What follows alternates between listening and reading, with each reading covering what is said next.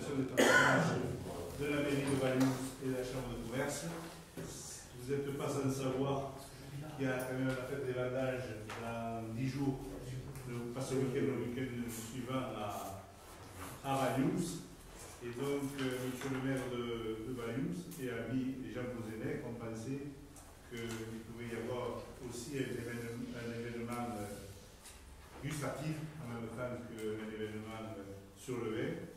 Et bien entendu, comme nous soutenons les Toques Blanches et que nous sommes partenaires assidus des Toques, la Chambre de commerce y participe aussi, d'autant plus que nous sommes persuadés depuis le départ que toutes ces manifestations, au-delà de l'animation qu'elles peuvent provoquer sur la ville de Valence, mais pour la fête de la Vendage, elle y est déjà, mais c'est aussi de faire monter en grade, de faire connaître notre restauration, d'autant plus que nous attendons avidement les nouvelles informations du gouvernement, parce que si j'ai bien compris, l'année prochaine, Jean, il y aura l'année de la restauration, et donc je compte sur les Toques Blanches pour pouvoir faire des manifestations et ainsi répondre au goût du gouvernement, mais surtout répondre à l'envie de pouvoir montrer notre gastronomie catalane.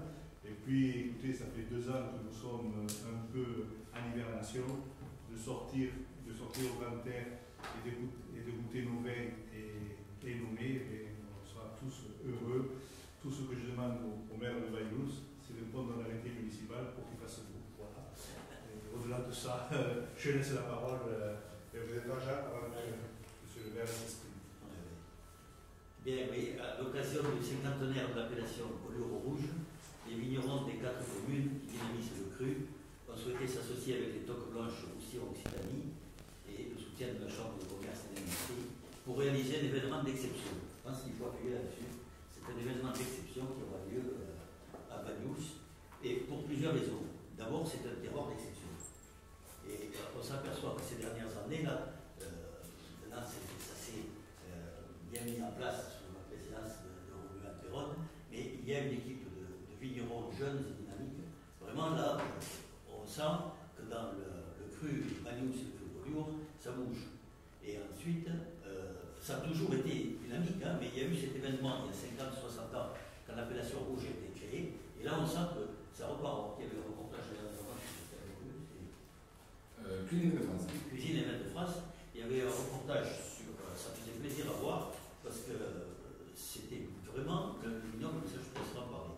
Et ce très savoureux parcours gastronomique aura lieu dans la mythique salle Bartisol, mise à disposition par la ville de Monsieur le maire, sa municipalité, et très originalement mise en valeur. La décoration, vous verrez, sera surprenante avec nos partenaires habituels, hein, c'est Amanco et compagnie. Et ce sera vraiment le grand événement de la rentrée. Parce que là, on a été un peu dans la disette pendant plus d'1 an. Donc c'est vraiment le grand événement avec l'ouverture de la fête des vendanges. Et à partir du lendemain, c'est la fête des vendanges qui s'appelle Vendange en fête. Qui prend la laurier, ça monsieur le maire en parlera ensuite. Et les chefs et les vignerons ont préparé de somptueuses rencontres gustatives et vos papilles en seront vraiment moustillées. Donc c'est l'événement immanquable pour tout le pays. Auparavant, le président m'a donné aussi pas mal d'informations que ce sera l'année de la gastronomie l'an prochain. Ça sera en quelque sorte la mouche-bouche, l'année de la gastronomie. Puis toi, peut-être, tu vas me parler.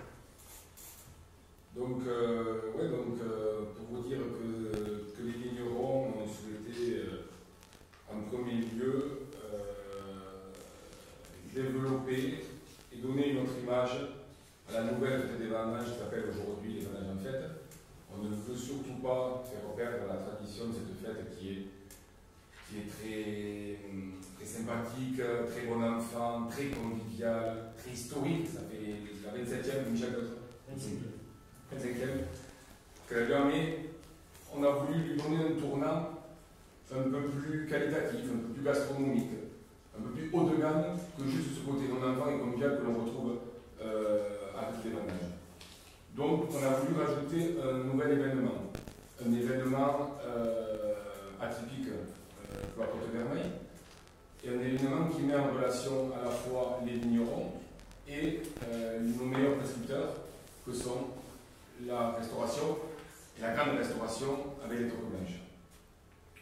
Donc, quand j'ai rencontré Jean pour lui en parler, ça a été tout naturellement de la Limonfausse. Voilà. Donc, je ne sais plus, c'était autour du printemps, on va dire, en juillet. Voilà. On a donné, on s'est retrouvé à Limonfausse. Voilà. Donc, on s'est dit, il faut créer un événement. Est-ce que la date aujourd'hui, il a même choisi, donc c'est l'ouverture des vendanges, c'est le jeudi soir. Donc, on aura l'inauguration de la fête qui aura lieu le mercredi et le jeudi, la première soirée. Donc, c'est ce palais gourmand, donc qui aura lieu à salle Partisol. Ce que je voulais dire aussi, c'est la volonté aussi tous les millions de se retrouver ensemble. Au présent de fête des vendanges, on était tous dans nos coins, tous dans nos caves, essayer de dynamiser ce village et on peut éparpiller sur tout le village. Le fait d'être ensemble aujourd'hui, pour le cru Banous, qu'on a souvent vu un peu diversifié, un peu parlait pas d'une unité très forte, là se retrouver 21 vignerons ensemble dans une même salle pour déguster tous nos produits, les poilures de Banous, c'est quasi unique. Donc cette volonté, elle est à souligner, elle est forte, de montrer aujourd'hui que le collectif peut marcher et va marcher. C'est parce qu'on est tous ensemble qu'on a réussi à monter cet événement. Ce qui est très important aussi, c'est la sélection des chefs. Beaucoup de chefs de la Côte-Vermeille, mais des chefs aussi de tout le département. Donc on va montrer notre diversité de production. On va faire les poilures blancs, on va faire les poilures rouges, dont on a fêté, je vous rappelle, les 50 ans, et cet événement est fait sous l'égide des 50 ans du poilure. Les Banous réducteurs, les Banous oxydatifs, une petite surprise à l'entrée, si vous voyez, c'est la chose, on ne le révèle pas encore même. Voilà, donc en apéritif, on vous présentera pour la mise en bouche un truc assez original, une nouveauté qu'on est en train de faire sur le cru. Et bien sûr, on finira avec le café à la fin sur des vieux millésimes de Banous Grand Cru dont on est vraiment spécialisé.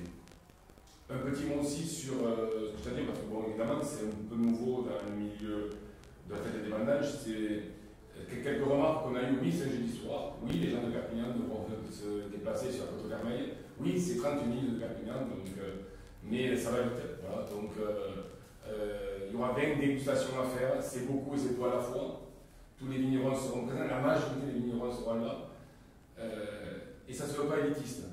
Voilà. C'est élitiste, oui, parce que c'est des grands vignerons et c'est des grands chefs, mais ce n'est pas cher. Ce n'est pas cher. C'est 80 €. C'est 80 € cette dégustation-là, donc il faut le dire. Voilà.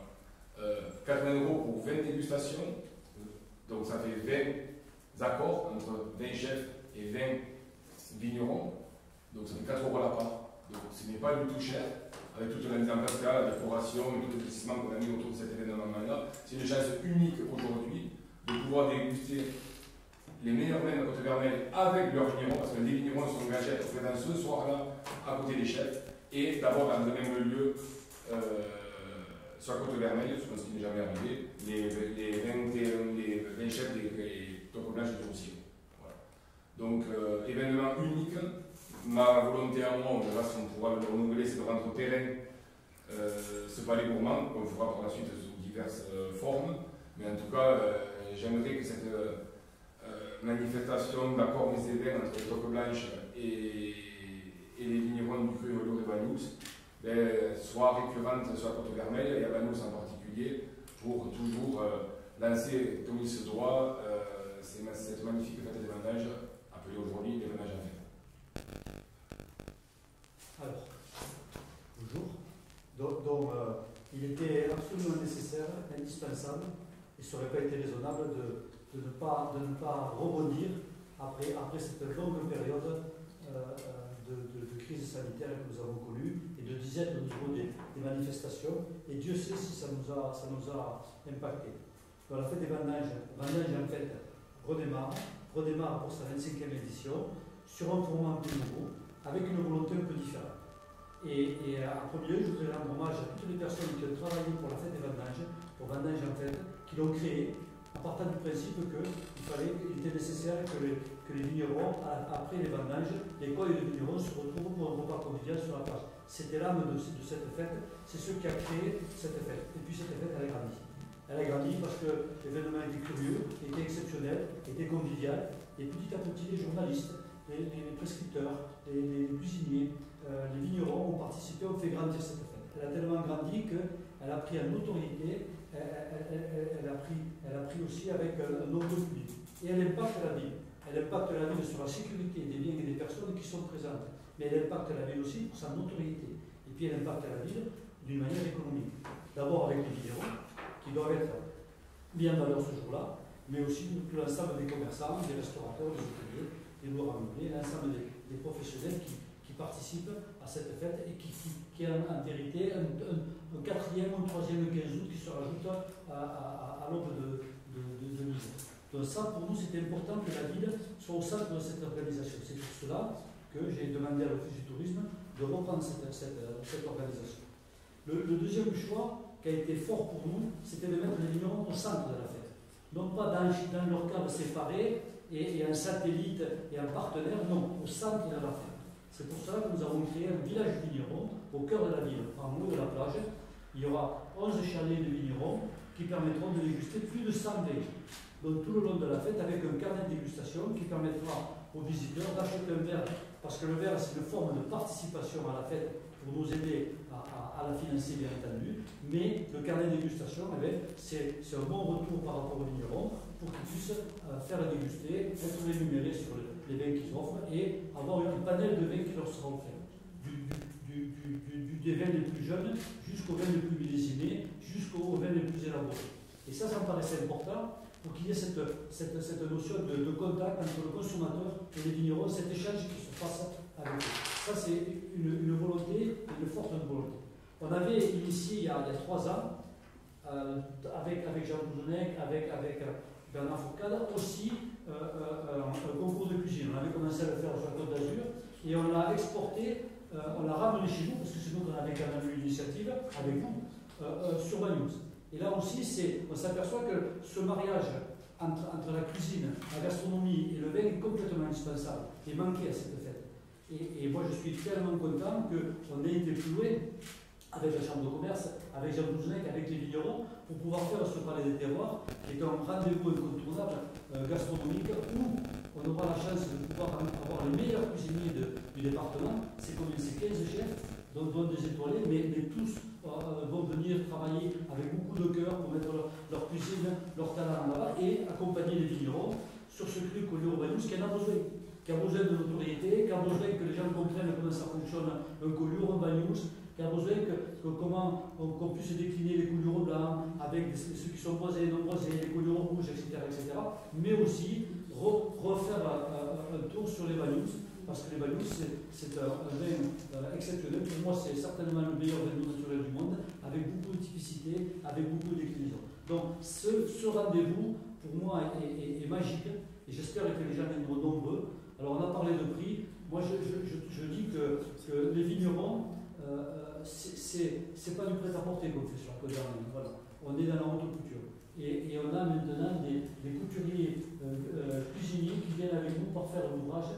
Et j'espère que les gens seront absolument émerveillés, comme moi je le suis d'avance, par rapport à cet événement. Et ensuite, bien sûr que ça n'empêche pas le côté traditionnel, avec un marché de terroir. Et là aussi, on a souhaité que ce soit des exposants du département, au plus loin du pourtour du département, de manière à ce qu'on ait une fête des vendanges d'acquis, avec des gens d'ici qui présentent leurs produits, pour les mettre aussi en avant. Voilà. Et puis ensuite, le dimanche, il y aura le traditionnel repas sur la plage, auquel vous êtes tous invités à vous y rendre, parce que c'est un bel événement, avec la tradition qui est représentée, avec l'arrivée de la vendange avec les barques catalanes. Et cette année, je pense qu'on aura au moins une vingtaine de barques catalanes, donc ça va être magique cette baie. Voilà. Quand il s'agit de l'arrêté, je l'ai pris. Ah, il va faire beau. Bon. Et il va faire beau. Donc venez nombreux, venez participer avec nous, parce que c'est un bon moment de convivialité, de paix, de retrouvailles, mais aussi de plaisir autour de la gastronomie.